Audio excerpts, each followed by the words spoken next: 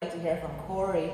We're talking about resourcing our own law, restoring our rights, and given the work that you've done around the incorporation of the United Nations Declaration of the Rights of Indigenous People, both in Canada and in British Columbia,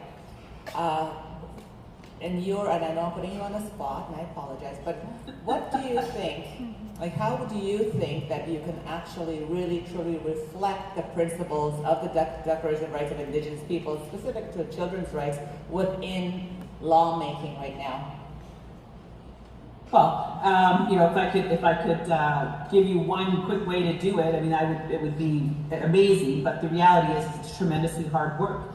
It's tremendously hard work to do this. You have to be bold and courageous. There are no safe spaces in doing this work, and by that I mean you have to have very difficult conversations. And I appreciate the previous speaker acknowledging that communities have a role to play in this.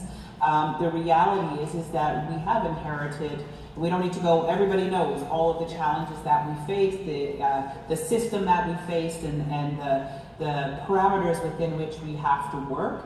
But the reality is, if you want to be self-governing, you've got to act self-governing. You've got to be bold and courageous. You have to gather and recognize that we need to work together. And I appreciate the Chief acknowledging that you will make mistakes. You will face challenges as you go along.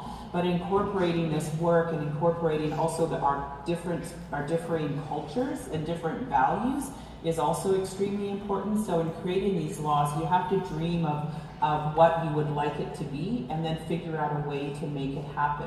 And that requires hard work, requires honesty, requires connection with the reality of your communities and the limitations that are often there in our communities.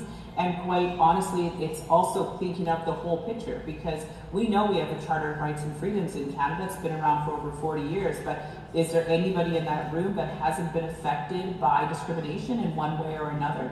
So that's another thing that must be considered, is you need to create a law, figure out how to apply that law equitably across all of the different scenarios and challenges that we face, both internally to our community and externally.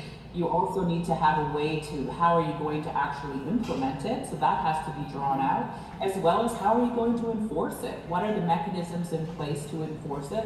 Also, what are the dispute resolutions? What are the one-offs that might happen? Do you have checks and balances built in there? Because again, one of the biggest challenges we have in our communities is that our communities are so small. And often, if you're the social worker, if you're the child welfare person, or the education person, or the housing person, or the police, you're making decisions that are going to be challenging for your family members, for your community members. So